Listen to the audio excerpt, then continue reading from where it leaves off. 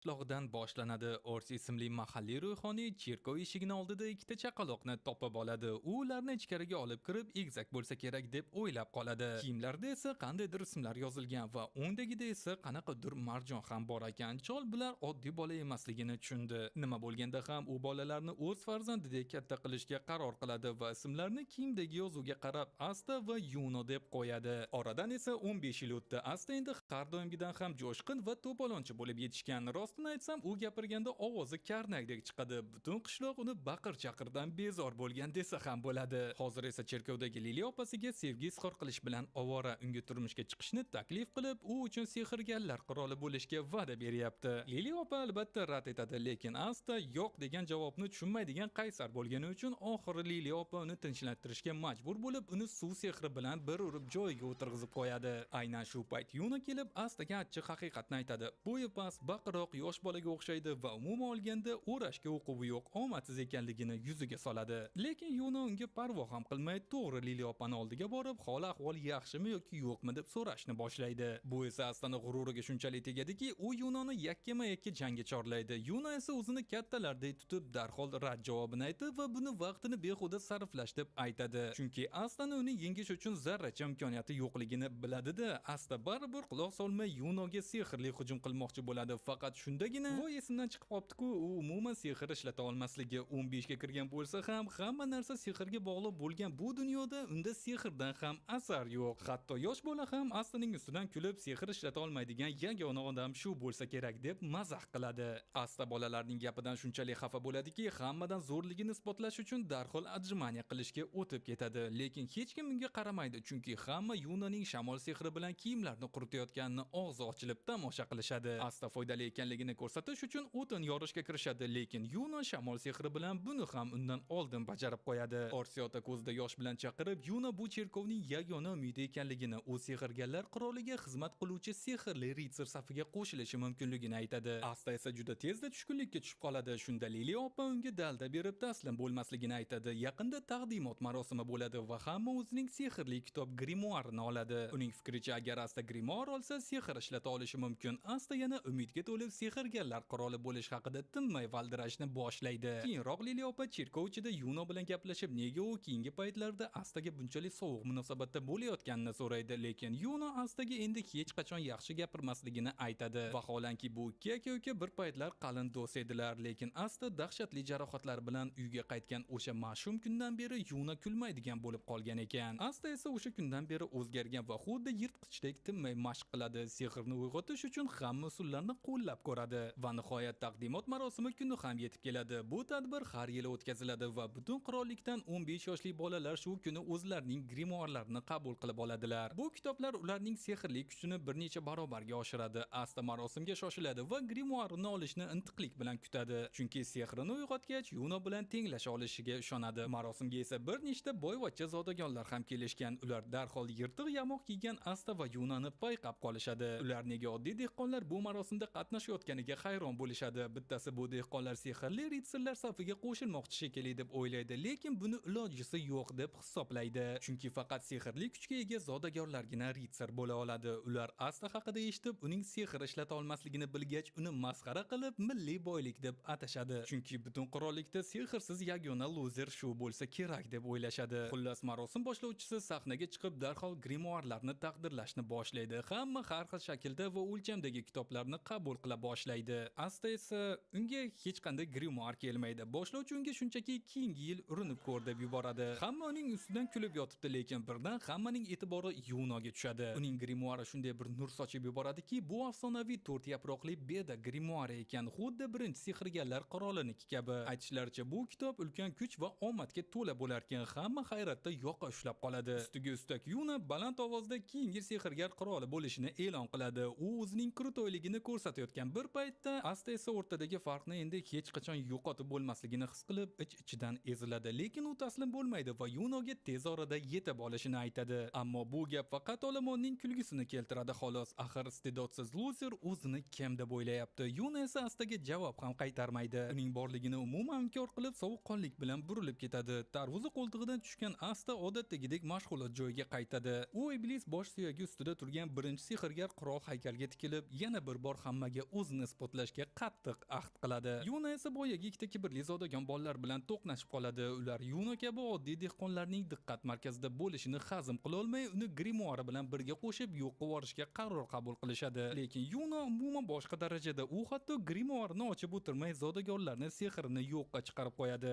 Shu payt kutilmaganda bir yovuz nusxa paydo bo'lib, ikkala zodagonni ham sehrli temir zanjirlari bilan bog'lab tashlaydi. Bu dushman Yunoning oldiga kelib, o'zini Refchi deb tanishtiradi. Sobiq sehrli ritsar ekan. Refchiga Yunoning grimoari kerak va u kitobni undan tortib oladi. Muammo shundaki, grimoar faqat o'zi tanlagan egasiga bo'ysunadi, lekin Refchiga buning qizig'i yo'q. U shunchaki bu noyob buyumning qora bozorda pullamoqchi xolos. Refchi Yunoning marjonini ham olmoqchi bo'ladi, lekin qo'l cho'zishga ulgurmasdan asta "ey" deb baqirgancha yugurib keladi va devorga shunaqangi uriladiki, u hushidan ketib qoladi. Lekin baribir o'rnidan turib, bu yoqimsiz nusxadan nima istayotganini so'raydi. Refchi Astani taniydi, o'sha sehr ishlata olmaydigan bechora loser-ku. U esa Astaga o'zi to'g'ri kelmaydigan ishlarga aralashmasligini o'rgatib qo'ymoqchi bo'ladi. Kibr bilan zanjir sehrini ishga soladi. Asta hamma hujumlardan qochishga harakat qiladi, lekin zanjirlar uning burnini tagida paydo bo'lib, har tomondan zarba berganida Asta hayotning birinchi marta achchiq haqiqati bilan yuzlashadi. Quruq jismoniy kuch bilan sehrni yengib bo'lmas ekan. Shunga qaramay u taslim bo'lgisi kelmaydi va nima bo'lsa ham sehrgarlar quroli bo'lishini pichirlaydi. Uning bu kuchli irodasi taqdirni o'zgartirib yuboradi va havoda to'satdan la'natlangan 5 yaproqli grimoar paydo bo'ladi. Buni ko'rgan Yuna jilmayib qo'yadi, chunki doim u Astani o'zgacha bola ekanligiga ishongan edi.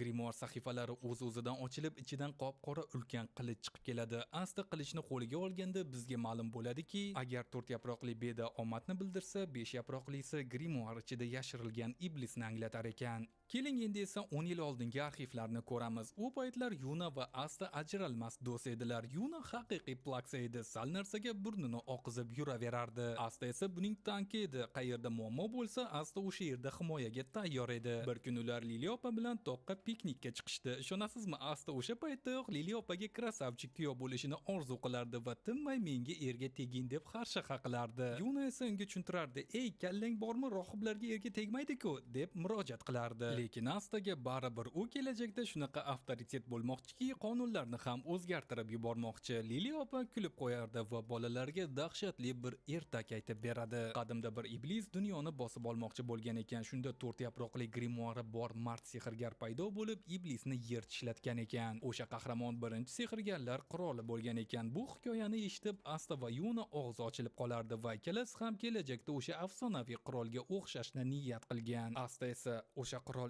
tirikmi deb so'raydi. Lili opa u allaqachon o'tib ketganini, lekin uning unvoni avloddan avlodga o'tib kelayotganini tushuntiradi. Tarix davomida hamma sehrgarlar qirollari Klever qirolligini o'zining moshni sehri bilan himoya qilib kelgan. Agar bizda tinchlik bo'lsa, o'shalarga rahmat aytish kerak. Yuna esa bu lavozimni qanchalik muhimligini so'raganda Lili opa tushuntiradi. Bu xuddi qirollarning o'rinbosaridek gap, eng hurmatli odam deb bolalarga tushuntirib beradi. Buni eshitgan Asta aniq qaror qabul qiladi. Tamom, men sehrgarlar qiroli bo'laman. U birinchi qirolga o'xshab kurtoy bo'lmoqchi. Agar qirol bo'lsa, hamma kambag'allarni boy qilaman, qorni to'q, usti but bo'ladi deb va'da beradi. Lili opa esa "Voy xayolparast ey" deb kulib qo'yadi, chunki bu ertakdagi gapda.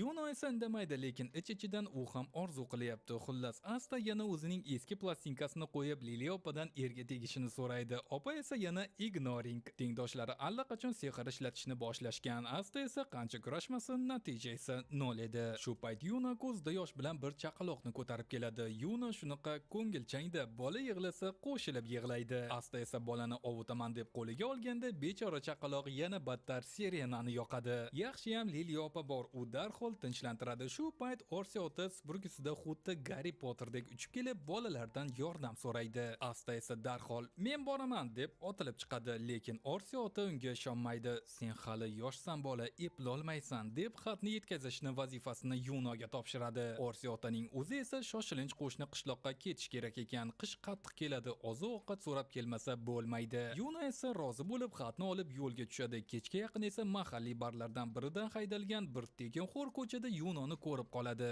Yunoning bo'ynidagi marjonni ko'rib ko'zi o'ynab ketadi va "Oho, buni sotsam mazza qilaman-ku" deb o'ylaydi. U Yunoni poylab yuradi va Yuno xatni merga berib qaytayotganida yovuz tabassum bilan yo'lini to'sadi. Bu orada Asta uyda xavotir bo'lib o'tiribdi. Yuno kechikayapti, tashqarida esa qor yog'ishni boshladi. Asta chidolmay uni qidirgani chiqib ketadi. Yunoning ahvoli esa chatoq edi. Haligi bezori uni do'pposlayapti, lekin Yuno Marjonda bergisi kelmaydi, chunki bu uning hayotidagi eng qadrli narsa edi. Bezori kuch bilan Marjonni tortib oladi, lekin Yuno qorniga tepki yesa ham qaytarib ber deb talab qiladi. U shamol sehrini ishlatmoqchi bo'ladi, lekin katta odam bilan urushishga yuragi dov bermaydi. Yuno chorasiz qolib yig'layman deb turganida Asta xuddi super qahramondek sakrab haligi nusxaga tashlanadi. Qancha kaltak yemasin, qancha tepki olmasin, Asta yopishqoqganidek bezorini yoqasidan tutib Marjonni qaytarib berdi, baqiraveradi. Yuno esa qotib qolgan. Asta esa tinmay "Mada, yana hali tugatmadi, deb baqirib haligi oxiri bezorini bezor qilib yuboradi.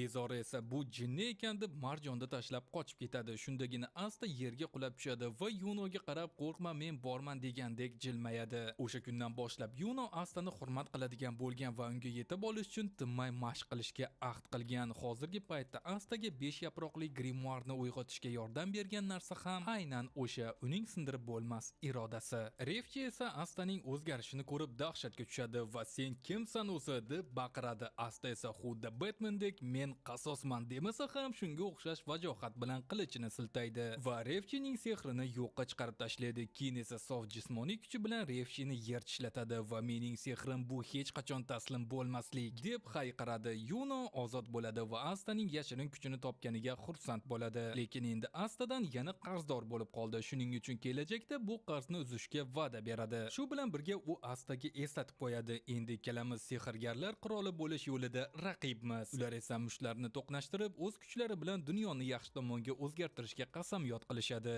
Ana endi qarang, haqiqiy do'stlik va raqobat mana shunday bo'lsa kerak. Bu orada Clever qirolligini poytaxtida bayram bo'lyapti va amaldagi sehrgarlar qiroli Julius ham shu yerda. U sehrli ritsarlarning bosh qo'mondoni hisoblanadi. U birgalikda qirollikni tashqi dushmanlardan himoya qiladi. Sehrli ritsarlarning 9 ta otryadi bor va har biri har xil jang uslubiga ixtisoslashgan. Sehrgarlar qiroli bo'lish uchun avval aynan shu otryaddan biriga kirish kerak. Asta va Yunoning birinchi maqsadi shu 9 ta otryaddan biriga qabul qilinish. Asta haqida gapiradigan bo'lsak, u yana mashg'ulotlarga o'z jonini bergan, lekin bu safar u o'zini sehrni yo'q qiluvchi maxsus qilichi bilan shug'ullanyapti. U grimoari bilan hamma narsaga erishishiga chin dildan ishonadi va tinmay ter to'kyapti. Nega bunchalik jon kuydiryapti deb savol berishingiz mumkin, chunki sehrli ritsarlar imtihoniga bor yo'g'i 6 oy qoldi va aynan mana shu imtihonga u qatnashmoqchi. Yuno ham qarab turgani yo'q, u ham imtihonga tayyorlanyapti va Asta tinmay ishlayotganini bilgani uchun o'zi ham ayamay mashq qilyapti.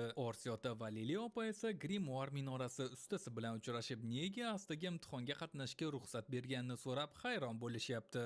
Grimoar minorasi ustasi tushuntiradi. Refchidan kalta kelgan boshqa bolalar qo'rqib orzudan voz kechishdi, lekin Astaning irodasi temirdan ekan, shuning uchun unga ruxsat berdi. Orsiota esa xavotirda: "Yuno-ku mayli u talant, lekin Astachi, sehrsiz qanaqasiga ritsar bo'ladi? Bu shunchaki vaqtni bekorga ketkazish-ku." Minora ustasi esa Orsiotani fosh qilib qo'yadi: "Siz shunchaki bolalar ketsa yolg'iz qolishdan qo'rqyapsiz, shundaymi?" Orsiota qizarib bo'zarib: "Yo'q, nimalar deyapsiz? Unaqa emas" deb bahona qilishga tushadi. Lili opa esa ularni tinchlantirib: "To'g'risi, men ham sog'inaman, uysiz qolgandek bo'lamiz" deb murojaat qiladi. Orsiota ularni o'z bolasidek katta qilgan, lekin buni tan olishga g'ururi yo'l qo'ymayapti-da. Nima bo'lganda ham ustuni tinchlantiradi: "Xavotir olmang, Asta baribir imtihondan yiqilib qishloqqa qaytib keladi." Orsiota buni eshitib: "Xayriyat-e" deb yengil tortadi. Aynan animeni shu joyda otani mehriga katta urg'u berilgan.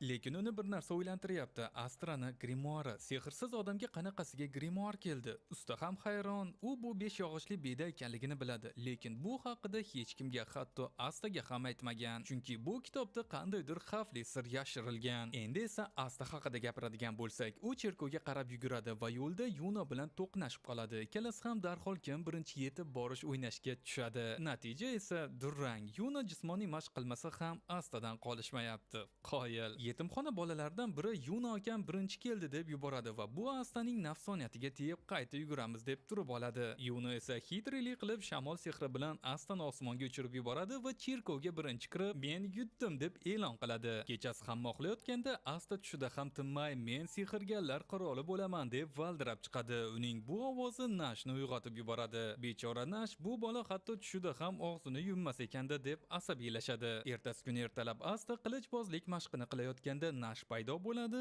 U shunchaki zerikkani uchun Astani ustidan kulgani kelgan ekan. Tentak baribir tentaklik qiladi degandek qaraydi. Asta esa tutab ketadi va "Kimni ahmoq deyapsan?" deb so'raydi. Nash esa jiddiy tortib haqiqatni aytadi. Sehr ishlata olmasdan turib ritserlar imtihoniga borish bu g'irt ahmoqlik-ku. U Astaga taslim bo'lishini maslahat beradi. Baribir o'ta olmaysan deydi. Lekin Asta bunaqa gaplarga quloq solarmidi? U xursand bo'lib grimoarni ko'rsatadi va shu bilan bir kunmas bir kun qirol bo'laman deb maqtanadi. Nash esa "Bo'ldi, bas qil" deb baqiradi. Garchi 10 yosh bo'lsa ham, Nash hayotni Astadan ko'ra yaxshiroq tushunadi. Bizga o'xshagan yetim dehqonlar bunday katta orzu qilmaslik kerak deb murojaat qiladi. Asta bolaning ichidagi dardni tushunadi, lekin uni ovutish o'rniga qulog'ini tagida bor ovozi bilan baqiradi. Nima bo'lsa ham taslim bo'lma.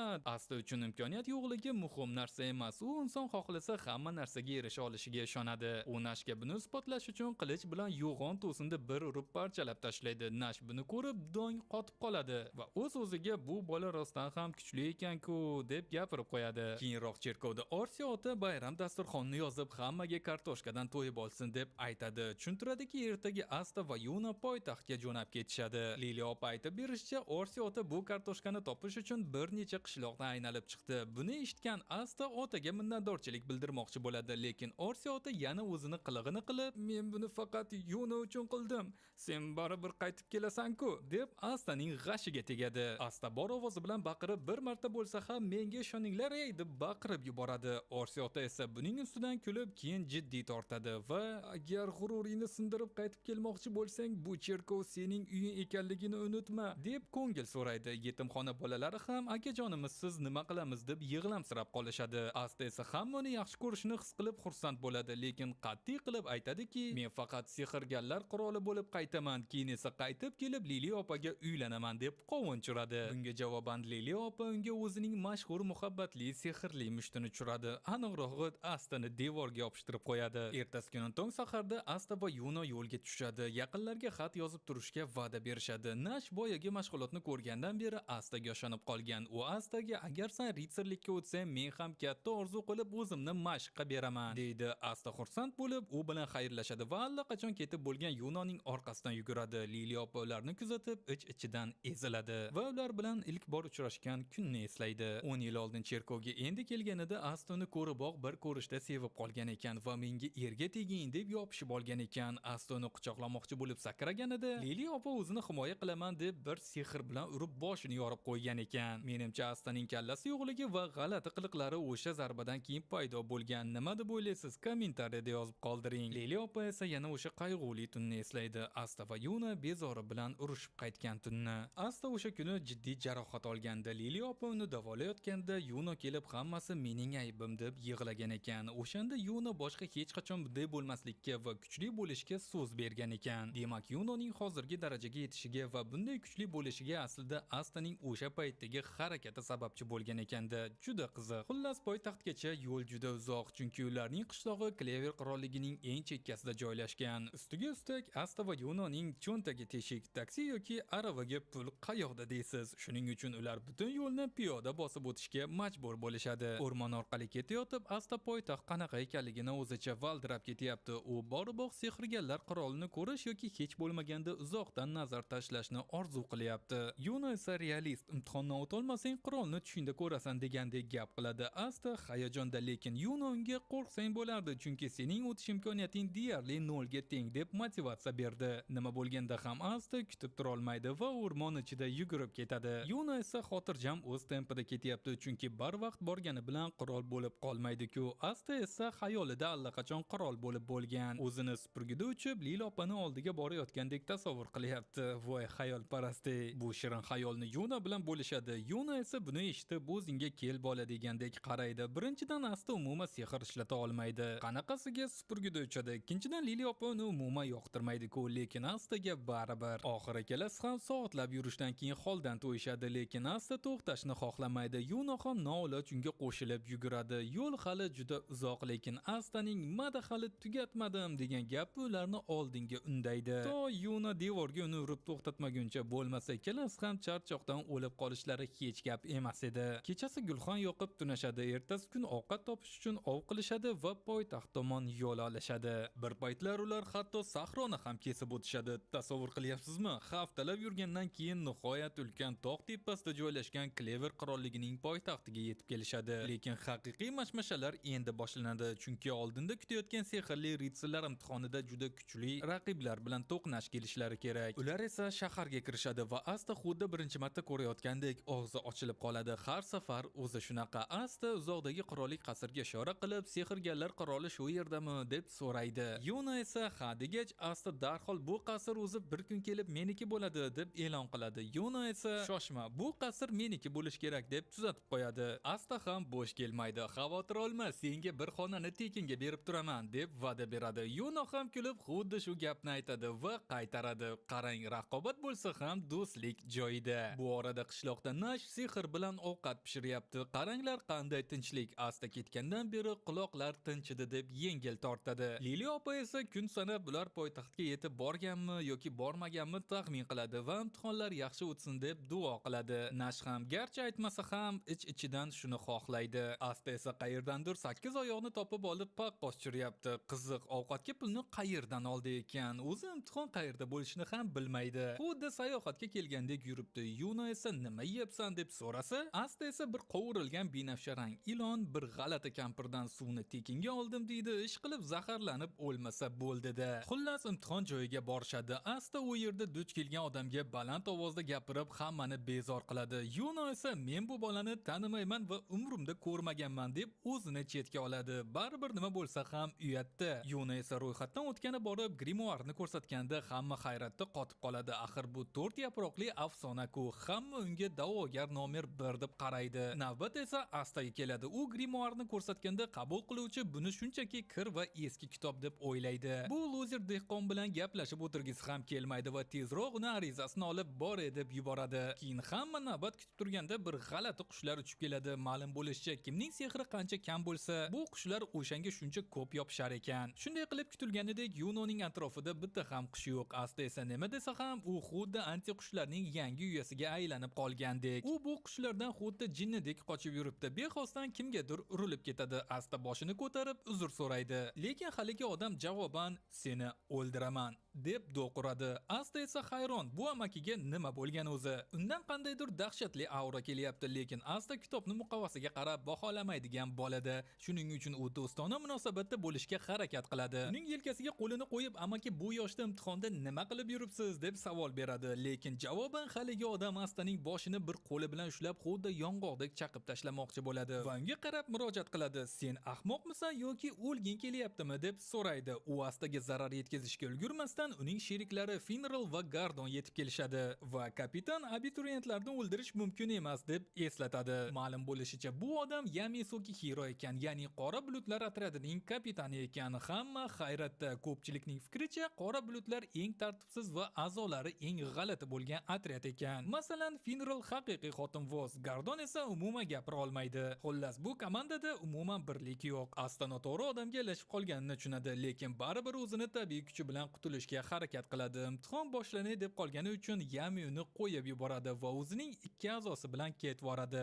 Shu payt Sekki ismli bola Astaning oldiga kelib, ahvoli yaxshimi yo'qmi deb so'raydi. Asta unga rahmat aytadi va ikkalasi ham tanishib olishadi. Keyin sahnaga kumush burgutlar kapitani Nozil Silva kirib keladi va ikkinchi qatordan joy oladi. Asta uning g'alati soch turmagini ko'rib, shu soch tolasini deb ko'zi ko'rmasa kerak deb hayron bo'ladi. Nozil bilan birga qolgan 8 ta kapitan ham o'z joylarini egallashadi va Sekki Astaga ularni tanishtiradi. Ikkinchisi Foygalion Vermilion, qirmizi arslonlar kapitani, olov sehrini yondiradi. Uchinchisi Jack, yashil ibodatgo'y chigirtkalar kapitani, uning sehri yerni ham ikkiga bo'lib tashlay olar ekan. To'rtinchisi Charlotte Rozali, moviy atirgul ritsar kapitani, u o'zining go'zalligi bilan mashhur ekan, lekin Asta unga unchalik qiziqmaydi, chunki uning fikricha Lili opa baribir nomer 1 go'zal. Xullas, Sekki qolgan kapitanlarni ham tanishtira boshlaydi. Binafsharang kasatkalar kapitani Payzot, Marjon tovusi Ruslar kapitani Dorothy u doim uxlaydi va suv kiyiklari kapitani Ril, Oltin tong kapitani William Vanjas va oxirgi boyagi, ya'ni qora bulutlar kapitani Yami edi. Aytishlaricha bu 9 kapitan 100 ta sehrgarning kuchiga ega va ular Juliusdan keyingi sehrgarlar qiroli bo'lishga asosiy da'vogardirlar. Asta esa sehrgarlar qiroli qani deb savol beradi. Sekki esa kulib, qirol bunday mayda chuda ishlarga vaqt sarflamaydi deb javob beradi. Nima bo'lganda ham William o'z sehri bilan havoda ulkan daraxt paydo qilib, imtihonni boshlaydi. Daraxt barcha nomzodlarga supurgi tarqatadi. Birinchi sinov supurgiga minib uchish edi. Ko'pchilik buni umuman qilib ko'rmagan, shuning uchun ikkilanishyapti, lekin baribir ko'pchilik uchishni uddalaydi. Kapitanlar esa kimda qancha potensial borligini chamalab o'tirishibdi. Yuna esa o'zini ko'rsatib qo'yadi. Supurgini ustida xuddi skateboard uchgandek tik turib, hammadan tez uchadi. Astaning ahvoli esa ko'rib bo'lmaydigan darajada jon jahdi bilan, lekin bu bola harakat qilmoqda. Lekin supurgisi joyidan 1 millimetr ham jilmaydi. Kapitanlar hayron, bu bola o'zi nima qilyapti? Sekka kelib bo'shash biratishga deb o'zicha o'rgatmoqchi bo'ladi, lekin u aslida umuman sehr yo'qligini bilmaydi-da. Sahna ortida kapitan Nozel singlisi Noelga seni borliging o'zi xato, imtihonga kirib sharmanda bo'lma deb motivatsiya beryapti. Xullas, supurgidan keyin boshqa sinovlar ham bo'ladi va tabiiyki Asta hammasidan yiqiladi. Oxirgi sinov esa haqiqiy jang. Fuigalion nomzodlarga raqib tanlashni aytadi. Astaning yagona do'sti Sekki Astani eng kuchsiz deb o'ylab uni tanlaydi. Jang boshlashidan oldin esa Astaning qulog'iga pichirlab, qishlog'ingga sur iflos dehqon deb haqorat qiladi. Asta bu bolani asl basharasini ko'rib yuragi parcha-parcha bo'ladi va bor alamini jangga sarflashga qaror qabul qiladi. Sekki o'zining grimoari bilan magnum to'pini ishga soladi va bu ham himoya ham o'q otadigan qalqon. Asta esa qilichini chiqarib bitta zarba bilan Sekkini qalqonni ham o'zini ham nokaut qiladi. Hamma shokda, axir Astani kuchsiz deb o'ylashgan edi-ku. William buni qanaqadir tezlik sehri deb o'ylaydi, lekin Yami tushunadiki, bu bola shunchaki xalqni o'zi, ya'ni sof jismoniy kuch. Orqa fonda hamma bu loser qanday yutdi deb g'iybat qilayotganda Asta o'chiringlar ovozni, men baribir qirol bo'laman deb baqiradi. Bu gapga hamma kuladi, faqat Yami kulmaydi. U Astada zarracha sehr yo'qligini tushunib yetadi va bu jinni rostdan ham sehrsiz qirol bo'lmoqchimi deb ichida qoyil qoladi. Janglar davom etadi. Navbat Yunoga. Salim ismli zodagon bu dehqonni yanchib tashlayman deb Yunoni raqiblikka tanlaydi. Lekin Yuno uni adashganini isbotlab, arenada shunaqangi tornado hosil qiladiki, Salim uchib ketib devorga yopishib qoladi. Kun oxirida eng qiziq joy boshlanadi. Kapitanlar tanlovi. Xuddi Golus loyihasiga o'xshaydi. Nomzod chiqadi, agar kapitan qo'l ko'tarsa o'tadi. Agar bir nechta kapitan qo'l ko'tarsa, tanlash huquqi nomzodda bo'ladi. Agar hech kim qo'l ko'tarmasa, uzr xayr, sog' bo'lasiz. Nomzodlar birin-ketin chiqadi. Birinchi 70 ta bolaga hech kim qayrilib ham qaramaydi. Bechora bolalar. 71 bolani Payzod tanlaydi, 78-sini Fuigalion tanlaydi. Ba'zida 2-3 ta taklif oladi, lekin navbat Yunoga kelganda hamma 9 ta kapitan qo'l ko'taradi. Bu esa tarixiy voqea. Odatda oltin tong va kumush burgutlar faqat zodagonlarni tanlaydi, lekin Yunoning iste'dodi ularni ham qoyil qoldirdi. Endi tanlash navbati Yunoda. U esa o'ylaydi, kim qirol bo'lishga eng yaqin va William Vanjasni tanlaydi. Chunki u hozirgi paytda eng kuchli nomzod. Shunday qilib Yuno Williamda yo'lini tanlab oltin tongga qo'shiladi. Navbat esa Astaga keladi. Asta ichida raqibimdan qolishmasligim kerak va hamma kapitanlar menga qo'l ko'tarsin deb duo qilib turibdi, lekin jimjitlik. Bitta ham kapitan qo'l ko'tarmaydi. Tasavvur qilyapsizmi? 0. Boshlovchilar va olomon Astani sahnadan ketishini talab qilishadi, lekin Asta qaysar-ku, musobaqadan chiqarib yuborilgan bo'lsa ham ketmayman deb turib oladi. Shu payt Yami o'rnidan turib Astaga tushuntiradi. Seni hech kim tanlamaganligini sababi ular sening kuchini qayerdan kelayotganini bilishmaydi. Shu payt Yami o'rnidan turib Astaga tushuntiradi. Seni hech kim tanlamaganligini sababi ular sening kuching qayerdan kelayotganini bilishmaydi. Yami aytadiki, sehrli ritsar deganda hamma sehrni tushunadi, senda esa sehr yo'q. Shuning uchun hech kimga kerak emassan. Keyin Yami o'zining dahshatli aurasini yoqib sahnaga sakrab tushadi. U esa Astaning qarshisida turib uni bosim ostida qoldiradi, lekin Asta bu bosimga bardosh berib joyidan jilmaydi. Yami esa bundan taassurot oladi va undan so'raydi, sehrgarlar qiroli bo'lmoqchimisan? Unda 9 ta kapitandan o'tib keta olasanmi deb murojaat qiladi. Asta esa javob beradi, necha marta yiqilsam ham baribir turaman va nima bo'lsa ham qirol bo'laman deb unga aytadi. Yami Astani bu tentakligini kulgili deb topadi va unga o'zining qora bulutlar otryadiga qo'shilishni taklif qiladi. Asta shokda og'zi ochilib qotib qoladi. Yami esa uni ogohlantiradi. Otryadga qo'shilgan kuningdan boshlab hayotingni do'zaxga aylantiraman. Lekin Astaga baribir orzusiga yetish uchun har qanday qiyinchilikka tayyor va xursandchilik bilan rozi bo'ladi. Shu bilan imtihon tugaydi va yiqilganlar uyga tarqalishadi. Asta esa Yuno bilan ko'rishadi, lekin birdan rangi oqarib ketadi. Boyaga grill qilingan ilon uning oshqozonida diskoteka qilayotgan ekan. Zudlik bilan hojatxonaga yuguradi. Sekki esa uni poylab orqasidan boradi. Garchi u ham ritsarlikka o'tgan bo'lsa ham. Asta esa Yuno bilan ko'rishadi, lekin birdan uni rangi oqarib ketadi. Boyaga grill qilingan ilon uning oshqozonida diskoteka qilayotgan ekan. Zudlik bilan hojatxonaga u yugurib ketadi. Sekki esa uni poylab orqasidan boradi. Garchi u ham ritsarlikka o'tgan bo'lsa ham, u alamzada, chunki eng past darajali yashil chigirtkalarga tushib qolgan ekan. Astani adabini berib qo'yish uchun hojatxonaga zaharli kaltakesakni qo'yib yuboradi, lekin kaltakesak Astaga yetib bormasdan Yuno o'zining shamolli burguti bilan Sekkini to'xtatib qoladi. Sekki qo'rqib ketib, shunchaki hazillashdim deb bahona qiladi, lekin Yuno hammasini tushunib turibdi. Baribir uni qo'yib yuboradi va ko'zimga ko'rinma, sen Astaga teng kela olmaysan deb ogohlantiradi. Asta esa hech narsadan bexabar yengillab chiqadi va ikki do'st o'z yo'llariga ravona bo'lishadi. Asta esa Yami bilan uchrashadi. Yami esa uni kutirib qo'ygani uchun rosa so'kadi. Asta ilon juda katta ekanda deb tushuntirmoqchi bo'ladi, lekin Yamiga baribir. U Astaning radiosini o'chirib, Finralga baza portal ochishni buyuradi. Finral portalni ochishi bilan Yami Astani xuddi qopdek ichkariga uloqtiradi. Asta esa borib qora bulutlarning bazasini oldiga, arvohlar uyiga o'xshagan joyga qo'nadi. Asta yana o'zini qo'lga olib, xursand bo'lib darvozadan kiraman deganda guburlagan portlashga duch keladi. Yami unga o'rganib ketasan deydi va qora bulutlar tarixda eng rasvo va eng yomon otryad ekanligini tushuntiradi. Bu orada Klaus ismli oltin tong a'zosi Yuno bilan ko'rishib, uning yuziga ochiqchasiga aytadi: "Men sendaqa qishloqlarni yoqtirmayman." Klaus Yunoga bu yerda osonlikcha qabul qilinmaganligini tushuntiradi, lekin Yuno hali meni tan olishga majbur qilaman deb javob qaytaradi. Qora buqalar bazasida esa ahvol chatoq. Asta ichkariga yugurib kirsa, hamma bir-biri bilan sababsiz urushib yotibdi. Haqiqiy bozor. Asta hayotida birinchi marta nima deyishni ham bilmay qoladi. E'tiborni tortish uchun baqirib o'zini tanishtiradi, lekin shovqindan uni hech kim eshitmaydi. Ya'ni bir muddat bu tomoshani kuzatib turadi-da, keyin aurasini yoqib devorni buzib kiradi. "Bo'ldi qilinglar, buyumlarni sindirmanglar" deb hammaga murojaat qilib baqiradi. A'zolar esa darrov to'xtab, xuddi yuvosh qo'ydek kapitanni o'rab olishadi. Magna esa oldiga kelib, "Sizga birov tegmadimi kapitan?" deb so'raydi. Yami javob berishga ulgurmasdan Lark Magnani itarib yuborib, Yami bilan jang qilgisi kelayotganini aytadi. Vanessa esa Yamini ushlab olib, "Yuring vino ichamiz" deydi. Dumboqqina Charmi unga keksni taklif qiladi. Go'sh esa "Singlimni sog'indim, uyimga ketaman" deb noliydi. Yami bularning hammasiga kulib qo'yadi va "O'chiring ovozingizni" deb hammaga buyuradi. Hammani bog'cha bolalaridek yerga o'tkazib qo'yadi. Astani tanishtirmoqchi bo'ladi, lekin qarasaki, Asta yo'q.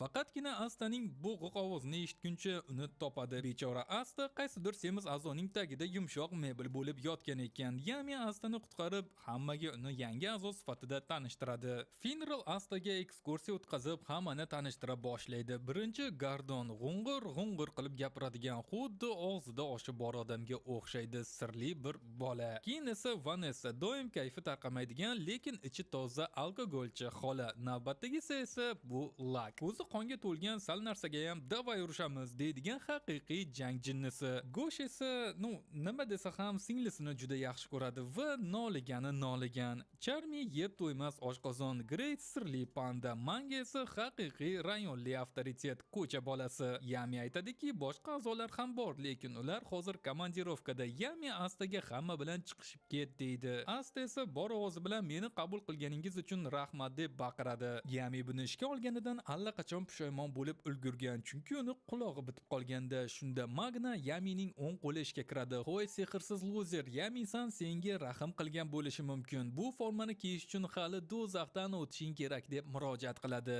Asta esa bu qora plashni kiyishni juda xohlaydi, chunki unda vobshe kruto ko'rinaman deb o'ylaydi-da. Lekin Magna shart qo'yadi: "Avval loyiq ekanligingni isbotla." U Astaga chidamliligini ko'rsatish uchun 5000 marta press qilishini buyuradi. Asta buni razva qilib tashlaydi. Keyin esa kallasini toshga urib, toshni parchalab tashlaydi. Magna esa hayron qolib, yomon emas deydi xolos, lekin hali ham tan olgani yo'q. Oxirgi sinov Magna unga olovli hujum qiladi. Asta har qanday yo'l bilan himoyalanish kerak. Asta qilichini chiqarib turadi. Magna esa unga portlovchi olovli to'p otadi. Asta qo'rqib ketadi. Hayoti ko'z oldidan o'ta boshlaydi, chunki to'p juda tez kelayotgan edi. Uni ko'zi esa umuman ilg'amay qoladi. Miyasi esa o'chib qoladi, lekin tanasi "Mada hali tugatmadim" deb instinktiv ravishda qilichini xuddi beysbol kabi ishlatadi va olovni Magnani o'ziga qaytarib yuboradi. Bechora Magna o'zi olovni ichida gumburlab portlab ketadi. Qora buqalar a'zosi bu holatni ko'rib og'zi ochilib qoladi. Ma'lum bo'lishicha, yillar davomida Magna yangi kelganlarni sinovdan o'tkazaman deb o'ldirib qo'yishga sal qolarkan. Bu safar esa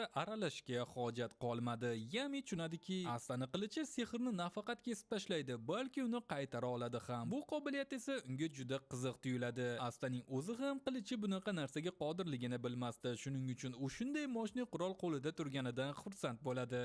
Magna esa olov ichidan chiqib keladi va portlashni to'g'ridan to'g'ri qabul qilgan bo'lsa ham unga hech narsa qilmagan. Nima bo'lganda ham Magna Astani tan oladi va uni haqiqiy erkak deb ataydi. Boshqa a'zolar ham Astani o'z saflariga qabul qilib, boya Yamiga qilgan muomalasini unga ham qilishadi. Magna Astaga qora buqalarni plashini beradi. Asta esa juda xursand bo'lib kiyib oladi. Vanessa o'z sehri bilan plashga sal o'zgartirish kiritadi, lekin baribir Yami bu bola qandaydir g'arib ko'rinyapti deb hazillashadi. Nima bo'lsa ham u endi rasman qora buqalar a'zosi va uning ishonchini oqlashga va'da beradi, lekin Asta bilmaydiki, bu yerda yana bitta yangi qiz bor. U esa chetda uni kuzatib turibdi va Astani shunchaki asabga tegadigan hasharot deb o'ylayapti.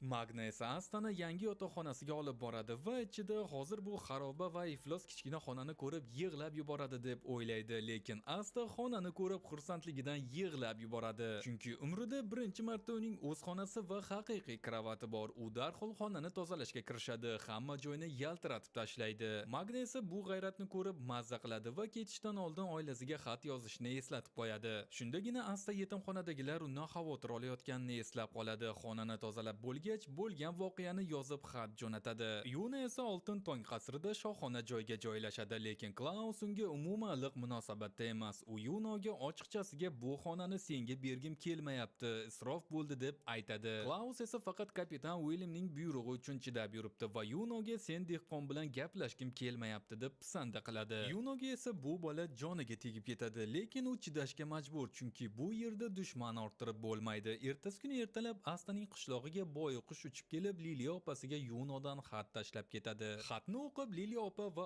Orsi ota Yunoning ritsar bo'lganini bilishadi. Orsi ota xursandligidan butun qishloqqa jar solgani ketmoqchi bo'ladi. U Astani xatini o'qib ham o'tirmaydi, chunki Asta yiqilib qaytib kelyapman deb yozgandirda deb o'ylaydi, lekin Liliya opa uni to'xtatib Astaning xatini o'qib beradi. Asta ham o'tibdi. Orsi ota Asta qaytmasligini eshitib ozgina xafa bo'ladi, lekin baribir butun qishloqqa maqtanib chiqadi. Nash esa Astani o'tganidan xursand, chunki u ham endi orzusi sari intilishi mumkin. Endi esa Asta haqida gapiradigan bo'lsak, u ertasi kuni ertalab uyg'onib xonasidan chiqadi va kecha yo'q bo'lgan ustunga borib uriladi. Magna kelib buni tushuntiradi. Bu uy o'z-o'zidan shaklini o'zgartirib turadi. Asta esa hayron, lekin Magna xavotir olma, o'rganib ketasan deb tushuntiradi. Xullas, Magna Astaga uyni aylantirib ko'rsatishga qaror qabul qiladi. Avval oshxonaga borishadi. U yerda Charmi bir o'zi ovqat yeb o'tiribdi. Keyin esa dushga borib cho'milishadi. Shundan so'ng Magna Astaga qizlar xonasini uzoqdan ko'rsatadi. Yo'lakka yaqinlashishga qo'rqishadi, chunki u yer to'la tuzoq ekan. Buning o'rniga u Asta hojatxonaga olib boradi va eshikni ochsa, Yami o'tiribdi. Kapitan katta ish bilan band ekan. Yamining g'azabidan qochib qutulgach, ikkalasi yerto'laga tushadi. U yerda yirtqich hayvonlar saqlanadigan xona bor ekan. Magna yovuz tabassum bilan Astaga endi bu hayvonlarga sen qaraysan deb vazifa yuklaydi. Astaning vazifasi hayvonlarga kuniga 2 mahal ovqat berish. Qog'ozda oson eshitilishi mumkin, lekin aslida bu mahluqlar juda dahshatli. Asta ovqat beraman deb yaqinlashganda bittasi uning boshini tishlab oladi. Asta Magna bilan zo'rg'a qochib qutulishadi. Keyin esa kutubxona va o'yin xonasini ko'rishadi. Keyingi manzilga yugura ketayotib, ular Noelga, ya'ni qora buqalarni yana bir yangi a'zosiga duch kelishadi. Magna esa Noelni Astaga tanishtiradi. Asta esa jentelmenlik qilib qo'l bermoqchi bo'ladi, lekin Noel negadir uning qo'lini urib yuboradi va ruxsatsiz men bilan gaplashma deb kekkayadi. Uning fikricha Asta nafaqat dehqon, balki sehrsiz oddiy hasharot ekan. Shuning uchun u bilan gaplashishga arzimaydi. Noel qirollik oilasidan bo'lgani uchun burni osmonda. Asta esa uning kibrini tushunib, hazil aralash kechiring xonim deb yalinadi. Lekin aslida u Noelning uni teng ko'rmayotganini qabul qila olmaydi. Magna ham bunga qo'shilib Noelga tushuntiradi. Bu yerda sening maqoming bir teng. Lekin Noel baribir o'z bilganidan qolmaydi va agar Asta unga hurmatsizlik qilsa, sehri bilan jazolashini aytib o'tadi. U esa o'rningni bilib ol deb Astaga kuchli suv sehri bilan hujum qiladi. Lekin qizig'i shundaki, sehr oxirgi soniyada yo'nalishni o'zgartirib Magnaga borib uriladi. Noelning butun kurtoyligi bir teng bo'ldi. Lekin u xatosini tan olgisi kelmay aybni Magnaga to'nkaydi. Nega u yerda turibsiz? Mendan ruxsat so'radingizmi deb murojaat qiladi. Magna esa bu qizning qilig'iga chidolmay unga ochiqchasiga gapira boshlaydi. Menga kapitan Nozilning singlisi ekanligingni umuman qizig'i yo'q. Kapitan Yami seni rahm qilib olganiga shukr qil. Buni eshitgan Noel, bilasizmi nima? Menga bu rasvoatiratingiz ham kerak emas deb plashni yerga uloqtiradi va ketib qoladi. Ertasi kun tong saharda Asta hojatxonani qidirib adashib qoladi va tashqariga chiqib ketib qoladi. Shu payt qayerdandir kelgan katta suv shari unga kelib uriladi. Asta hujum qayerdan kelganini qidirib Noelga ko'zi tushib qoladi. Bechora qiz bir necha soatdan beri daraxtdagi nishonga urishga harakat qilayotgan ekan, lekin bitta ham urolmabdi.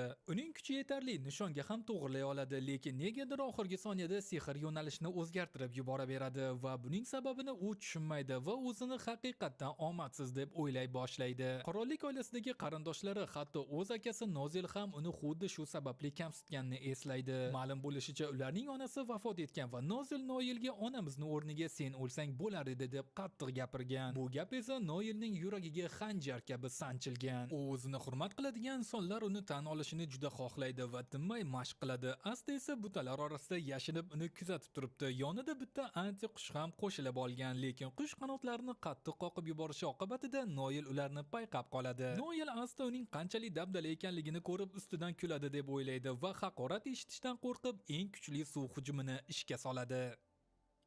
Lekin sehr yana o'ziga qarshi burilib, uni ichiga yutib yuboradi. Sehr butunlay nazoratdan chiqib ketadi va hajmi shunchalik kattalashadiki, butun shaharni suv bosib olishi mumkin. Qora buqalar a'zosi tashqariga yig'ilib nima qilishni bilmay qolishadi. Agar sehrga hujum qilishsa, Noelga jiddiy zarar yetkazib qo'yishlari mumkin. Yaxshiyamki ulardan sehrni yo'qqa chiqara oladigan bitta Joker bor. Yami Astani xuddi koptokdek suv shariga qarab uloqtiradi. Asta esa qilichi bilan sehrni parchalab Noelni qutqarib qoladi. Noel hamma ustimdan kuladi deb boshini egib oladi, lekin Asta uni maqtaydi. Men umrimda bunaqa vahshiy sehrni ko'rmaganman deb aytadi. Asta albatta unga hasad qilyapti. Chunki o'zida sehr yo'qda. U Noelning nazorat qila olmayotgandan siqilganini tushunadi. Lekin unga taslim bo'lmasligini aytadi. Agar qattiq mashq qilsang, albatta o'rganasan deb murojaat qiladi. Noel Astaning bu so'zlaridan ta'sirlanib, uni hasharot deyishni bas qiladi va rahmat aytadi.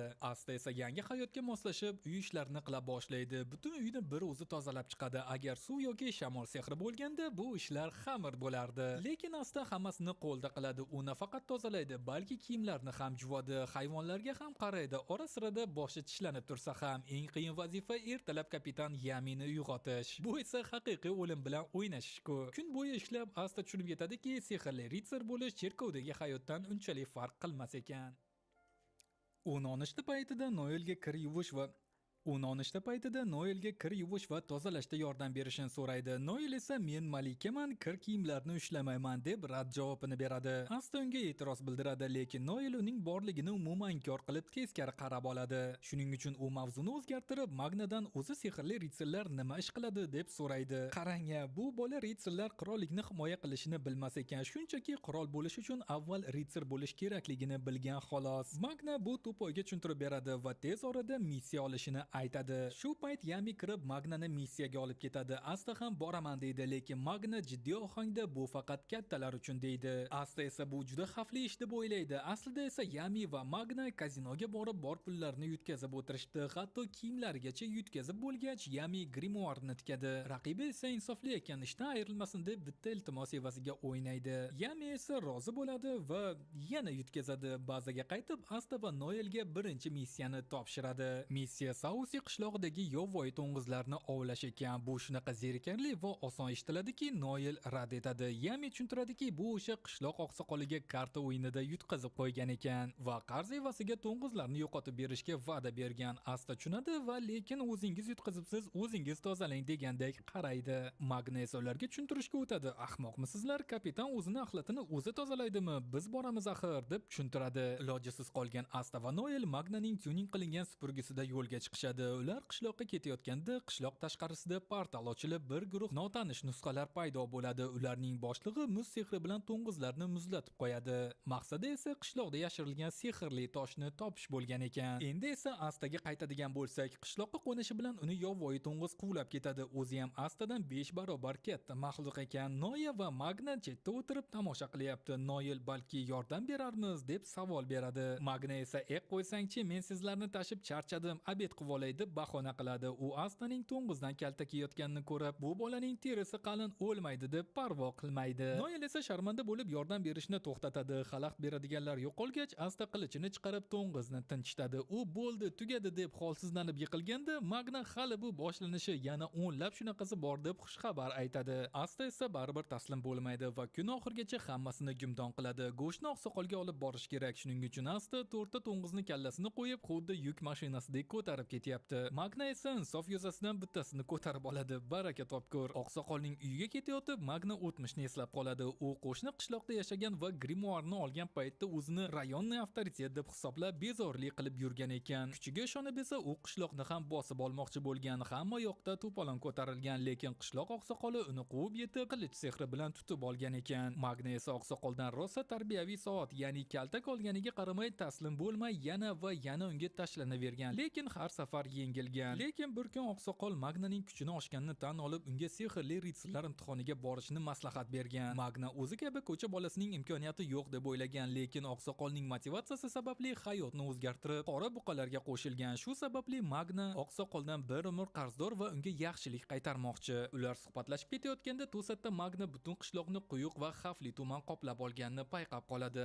Asta o'zining to'poyligiga borib, bu yerda ob-havo shunchalik rasvo ekanda deb o'ylaydi. Lekin Noel tushuntiradiki, bu oddiy tuman emas, kimdir juda kuchli tuman sehrini ishlatgan. Noelning fikricha, agar ichkariga kirishsa ham yo'nalishni yo'qotib adashib qolishlari aniq. Magna esa hayron qoladi. Bunaqa darajadagi kuchga ega odam nega chekka qishloqqa hujum qiladi? Astaning qilichida esa anti-sehr xususiyati borligi uchun Magna unga tumanni kesib tashlashni buyuradi. Asta esa havoni kesib bo'lmaydi-ku deb ikkilanib qoladi. Bu esa xato, chunki sehr bo'lgani uchun Astani qilichi bemalol uni kesa oladi. Magna buni Astani sekin ishlaydigan miyasiga quyib qo'ygach, Asta ishga kirishadi va tumanni kesib yo'l ochishni boshlaydi. Ular esa qishloq bo'ylab xuddi chang yutgichdek yo'l ochib borishadi va markazga yetib kelishganda dahshatli manzaraga guvoh bo'lishadi. Hamma qishloq aholisi garovga olingan. Dushmanlar ularni muz nayzalar bilan o'ldirmoqchi bo'lganda, Magna vaqtida yetib kelib, hammani hayotini saqlab qoladi. Qishloq ahli esa sehrli ritsarlarni ko'rib xursand bo'ladi, lekin qo'rquvdan gapira olmaydi. Magna esa oqsoqolni qidiradi va uning jonsiz tanasini topadi. Demak, oqsoqol allaqachon yutqazib bo'lgan ekan. Dushman soatiga qarab kechikayotganini payqaydi va keyingi 10 soniyada uchalangizni ham o'ldiraman deb e'lon qiladi. U esa ulkan muz nayzasini hosil qilib Magnaga qarab otadi. Magna esa boya aholini qutqaraman deb bor ma'nosini sarflab bo'lgan edi. Shu payt Asta ikkalasidan ham oldinga chiqadi va hujumni kesib tashlaydi. U dushmanda nega bunchalik shafqatsizlik qilayotganini tushuntirishini talab qiladi. Dushmanlar guruhi esa hayron. Bu ishda ritsar tuman to'sig'idan qanday o'tib keldi? Dushman Astaning jamoasi bilan urushishga vaqt behuda sarflash deb hisoblaydi, lekin keyingi 10 daqiqada ularni ham va qishloqni ham yo'q qilishga qaror qabul qiladi. Astaga esa buning qizig'i yo'q, unga javob kerak. Shuning uchun u qilichi bilan Hitga qarab tashlanadi va kelayotgan barcha hujumlarni kesib tashlaydi. Hit esa bu bolaning qilichi sehrni yo'qqa chiqara olishini tushunadi. Asta tinmay javob talab qilgach, Hit unga Clever qirolligidagi 3 ta hudud haqida gapirib berishni boshlaydi. Demak, u yerda zodagonlar hududi bor ekan. U yerda boy va badavlatlar yashaydi. Oddiy hudud, u yerda o'rta hol aholi yashaydi va tashlandi hudud, u yerda eng past tabaqali dehqonlar yashaydi. Bu qishloq aynan tashlandi hududga kirar ekan. Bu yerdagi odamlar faqat kundalik ishlari uchun yetadigan ozgina sehr ishlata oladi xolos. Hit esa bu odamlarni foydasiz va ahamiyatsiz mavjudotlar deb hisoblaydi. Shuning uchun ularni bechora hayotiga nuqta qo'ymoqchi ekan. Bu odam aniq psixopat. Astaning butun hayotiy maqsadi sehrgarlar qiroli bo'lib, boylarga kambag'allar ham ular kabi inson ekanligini isbotlash edi-ku. Asta esa qishloq aholisi tarafida ekanligini aniq aytgach, Hit gapni ko'paytirmaydi va unga yanada kuchliroq sehr bilan hujum qilishni boshlaydi. Demak, hamma muzli nayzalar qafas ichida qoladi, lekin Asta qilichi bilan hujumlarni to'xtatib qoladi. Hit esa bu bola sehrni nafaqat kesishi, balki qaytarishi ham mumkinligini tushunib yetadi. Hit tinmay hujum qiladi. Magna esa holsizlanib qolganiga qaramay Astaga yordam berishga majbur bo'ladi. Noel ham yordam beraman deb urinadi, lekin yana o'sha eski hammom, eski tos. Sehri esa dushmanga tegmay yana sharmanda bo'ladi. Noel esa jamoasiga yuk bo'layotgandan yana qattiq uyaladi. U ularga xalaq berishni xohlamaydi, lekin kichkina qizaloq unga yalinib qutqarishini so'raganda, Noelning ichida nimadir o'zgaradi va uning grimoarida yangi sehr ochiladi. U sehrni faollashtiradi va butun hududni kuchli suv bilan to'ldirib va o'rab oladi. Hitning muzli nayzalari Noelning to'sig'idan o'ta olmaydi. Bu esa qizda qanchalik katta kuch yashirilganligini ko'rsatadi. Hit bor e'tiborini to'siqni buzishga qaratgan paytda Asta poylab turib dushmanni chalg'igandan foydalanib hujumga o'tadi.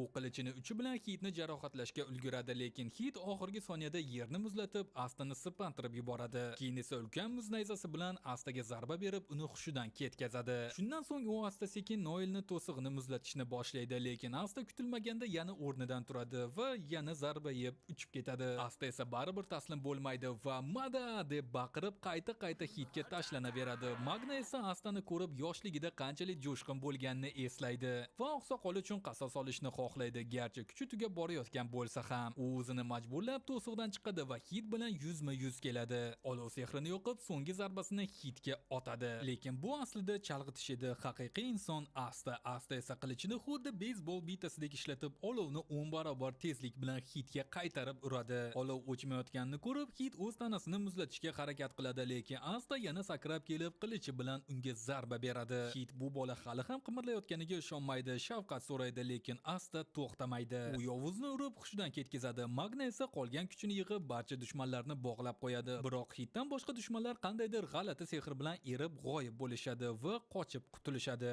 Asta tanasini haddan tashqari zo'riqtirib yuborgani uchun hushidan ketadi. Noel esa bu dehqonlarni qanchalik baqiroq va ahmoq ekanligini aytib noliydi. Lekin Noel uni yomon ko'rmaydi. Aksincha bu bola unga qiziq tuyula boshlaydi. Qishloq ahli ham uchala qora buqalar ritsariga minnatdorchilik bildirishadi. Shu payt Astaning orqasidan ergashib yurgan haligi antiqush plash ichidan chiqib yaqin atrofdagi uyga uchib boradi va Hit qidirayotgan sehrli toshni topib oladi. Hit esa o'ziga kelganda Magna endi qolgan umring qamoqda o'tadi, gunohlaringni yuvishing kerak deb murojaat qiladi. Hitga esa buning qizig'i yo'q. U ritsarlar bilan gaplashib vaqtini ketkazgisi ham kelmaydi. Buning o'rniga u o'ziga zarar yetkazuvchi sehr buyumni faollashtiradi va o'z joniga qasd qiladi. Hamma dong qotib qoladi. Asta uchun esa hayot bu eng oliy ne'mat. Ular hayotlarini shunchaki axlatga uloqtirgandek voz kechishlarini ko'rib, Astani yana battar g'azabi keladi. Xullas, qishloq ahli oqsoqolni hurmat bilan dafn etib, u dunyoda tinchlik topishini so'rab duo qilishadi. Magna oqsoqolni nevarasidan eshitishi bo'yicha bugun u uyga juda xursand kelgan ekan, chunki qimorda bir guruh sehrli ritsarlarni yutib qo'yganmish. Bolaning aytib berishicha, oqsoqol doim sehrli ritsarlarga havas qilgan va o'zini ham ritsar bo'lish orzusi bo'lgan ekan. Lekin bu orzusi amalga oshmagani uning hayotidagi eng yagona armoni bo'lib qolgan ekan. U yoshligida yetarlicha harakat qilmagani uchun o'tolmagan deb hisoblagan. Shuning uchun nevarasiga doim qattiq mehnat qil deb o'qittirgan ekan. Bolalarning aytishicha, Magna ritsarlikka o'tganini eshitganda oqsoqol juda xursand bo'lgan va unga doim omad tilagan. Endi bu bola ham bobosining orzusini davom ettirib, sehrli ritsar bo'lmoqchi. U o'z xalqini himoya qilib, boshqa hech bir bola u kabi azob chekmasligini ta'minlamoqchi ekan. Magna esa bolaga dalda berib, agar qattiq harakat qilsa, o'z taqdirini o'zi belgilay olishini aytadi. Ularning suhbatini eshitib, Asta yana sehrgarlar qiroli bo'lishini motivatsiyasini oladi. Shu payt haligi antiqush og'zida sehrli tosh bilan Astaning boshini cho'qiy boshlaydi. Asta qushning og'zidagi toshni ko'rib qoladi. Bola esa bu tosh bobosining tumori ekanligini aytadi. Shunday qilib Asta qushdan toshni olmoqchi bo'ladi, lekin qushning jag'i xuddi ombirdek ekan, qo'yib yubormadi. Asta taslim bo'ladi. O'zi g'alati holat. Odatda u taslim bo'lmasdi. Qush esa og'zidagi tosh bilan uning boshiga chiqib o'tirib oladi. Noel qushni juda yoqimtoy deb o'ylab, "Kel mening boshimga o'tir" deb chaqiradi. Lekin qush unga parvo ham qilmaydi va Astani cho'qishda davom etadi. Hamma bechora Astaning holiga qotib kuladi. Boshqa bir joyda qochib ketgan dushmanlar o'z boshlig'iga hisobot berishadi. Hit mag'lub bo'ldi va sehrli tosh qora buqalar qo'liga o'tdi. Boshliq buni katta muammo deb hisoblamaydi, chunki u butun qora buqalar otryadini bir o'zi yo'q qilishiga ishonadi. U bir tosh lavhaga qaraydi. Unda esa bir nechta sehrli toshlar joylashtirilgan ekan. Sirli boshliqning aytishicha, agar hamma toshlar shu yerga yig'ilsa, u ustozni qayta tiriltira olar ekan. Xullas, uchala buqa bazaga qaytib kapitan Yamiga bo'lgan voqeani aytib berishadi. Yami vaziyatga kulib yuboradi, lekin Asta unga tanbeh berib, odam o'ldi-ku, bu kulgili emas deb aytadi. Yami esa siqilganing bilan oqsoqol tirilib qolmaydi deb bahslashadi. Magna ham unga qo'shilib, oqsoqol tirik bo'lganda bizni xursand va g'ayratli bo'lishimizni xohlar edi deb qo'shib qo'yadi. Shuning uchun u Asta va Noelni kulishiga undaydi. Ular esa majburan g'alati qilib kulib qo'yishadi. Yami jilmayib qishloqni muvaffaqiyatli himoya qilganlari uchun ularni maqtaydi. O'zingiz bilan faxrlaninglar deydi. Shu payt Finral va Vanessa portal orqali bazaga kirib kelishadi. Ular sehrli tergov bo'limidan qaytishgan ekan, lekin hech narsa topa olishmabdi. Hitdan qolgan yagona narsa bu cho'ntak soati ekan, lekin tergovchilar undan biron bir ip uchi topa olishmabdi. Magna esa bundan g'azablanib buyumlarni sindira boshlaydi. Uni to'xtatish uchun Yami ironiya qilib, o'zi ham devorni buzib tashlaydi va uyni buzmanglar deb baqiradi. Xullas, tergovchilarning soati qimmatligiga qarab taxmin qilishicha, hujumlar yo qirollik oilasidan yoki zodagonlardan bo'lishi mumkin ekan. Haligi qush esa Astani boshiga chiqib olib, uni cho'qishni boshlaydi. Astaning sabri tugab, bo'ldi endi hozir seni KFC qilib yuboraman deb baqiradi. Noel esa bechora qushga tegma deb uni orqasidan himoya qilaman deb yugurib ketadi. Natijada butun bino ostin-ustin bo'lib ketadi. Ularning to'xtatish uchun Yami yana bitta devorni buzib kiradi va narsalarni sindirmanglar deb baqiradi. Eng qizig'i, o'zi hammadan ko'p zarar yetkazayotgan odam shu-ku. Xullas, Yami bu mavzuni yopib, qora buqalarga xush xabar borligini aytadi. Ma'lum bo'lishicha, Asta, Noel va Magnani qahramonligi sehrgarlar qiroligacha yetib boribdi va u ularning xizmatini tan olib bitta yulduz beribdi. Asta esa bir zum xursand bo'lib sakraydi va keyin esa o'zi yulduz nima degani deb so'raydi. Vanessa esa uni o'lik miyasiga tushuntiradi. Yulduz bu sharaf belgisi. Sehrgarlar qiroli buni eng yaxshi ko'rsatkichga ega ritsarlarga beradi. Har yili hamma otryadlar kim ko'p yulduz yig'ish bo'yicha musobaqalashadi. Vanessaning aytishicha, hozircha Oltin tong 70 ta yulduz bilan reytingda birinchi o'rinda ekan. Asta esa qiziqib qora buqalarda nechta yulduz borligini so'raydi. Yami esa pinagini buzmay bu yulduzni qo'shsak -30 ta bo'ladi deydi. Asta qanday qilib minus yulduz bo'lishi mumkinligini umuman tushunmaydi. Lekin bitta narsani aniq biladi. Bunaqa ketishda u Yunoga yetib ola olmaydi. Yami esa siqilma deb hammaga oylik maoshini tarqatadi. Hamma xursand bo'lib turganda Yami yana bir xushxabarni aytadi. Ertaga ham dam olish kuni ekan. Finral darhol qizlar bilan uchrashuvga chiqaman deb reja tuzadi. Gardon esa sekingina kellaring hamma bilan birga aylangani boramiz deb aytadi. Asta esa oylikni ko'rib, voy vo, bu pulga 10 yillik kartoshka olsa bo'ladi-ku deb xursand bo'ladi. Noel uchun esa bu pul semichka pulidek gap. U bunaqa kam oylikka ishlaymanmi, balki ketvoramanmi deb o'ylanib qoladi. Lekin u Astadan nima bo'lu kartoshka deb so'raydi. Asta esa erinmay tushuntiradi. Qishloqdagi g'alati ta'msiz qizil kartoshkalar o'sarkan. Ular faqat shuni yeb kun ko'rishgan ekan. Noel fu mazasi rasvo bo'lsa kerak deb o'ylaydi, lekin Asta Lili opam pishirsalar go'shtdan ham shirin bo'ladi deb maqtanadi. Noel esa Lili opang kim o'zi deb so'raydi. Asta esa u cherkovimiz rohibasi va kelajakda mening xotinim bo'ladi deb orzularni aytib beradi. Noel esa rohiblar yerga tegmaydi-ku, kallang joyidami deb hayron bo'ladi. Lekin Astaga qonun qoidalarni qizig'i yo'q. U maqsadiga erishish uchun nimalar qilishini valdirashini boshlaydi. Noel esa u bilan bahslashib ham o'tirmaydi va uni foydasiz deb biladi. Vanessa esa Astani oldiga kelib pulni nima qilmoqchiligini so'raydi.